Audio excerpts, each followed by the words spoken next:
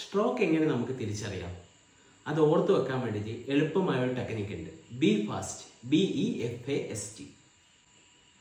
B എന്ന് പറഞ്ഞാൽ balance. നമ്മൾ നിൽക്കുന്ന സമയത്ത് നമ്മൾ അങ്ങോട്ടോ ഇങ്ങോട്ടോ വീഴുന്ന പോലെ തോന്നുക.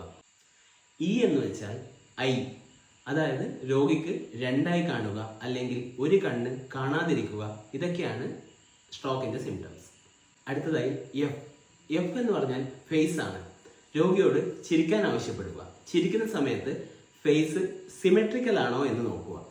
ഒരു ഭാഗം മാത്രം കോടിപ്പോവുകയാണ്, മറ്റേ ഭാഗം മാത്രം സ്ട്രെച്ച് ആവുകയാണെങ്കിൽ ആ രോഗിക്ക് സ്ട്രോക്ക് വരുന്നുണ്ടെന്ന് സംശയിക്കുക.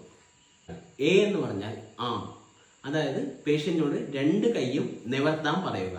ആ സമയത്ത് ഒരു കൈക്ക് ബലക്കുറവുണ്ടെങ്കിൽ ഒരു കൈ മാത്രം നേരെ നിവർത്തുകയും മറ്റേ കൈയിൽ ആരോഗ്യം കുറയും ചെയ്യും. ഇതും സ്ട്രോക്കിന്റെ ലക്ഷണങ്ങളാണ്. അടുത്തതായി എസ് ആണ്. എസ് എന്ന് പറഞ്ഞാൽ സ്പീച്ച് ആണ്. രോഗിയോട് 1 മുതൽ 10 വരെ എണ്ണാൻ പറയുക.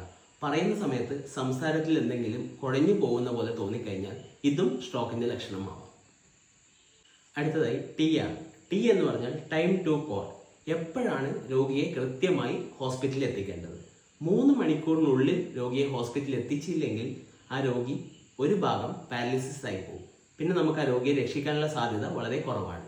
ഈ വീഡിയോ ഇഷ്ടപ്പെട്ടെങ്കിൽ ഷെയർ ചെയ്യുക, സബ്സ്ക്രൈബ് ചെയ്യുക.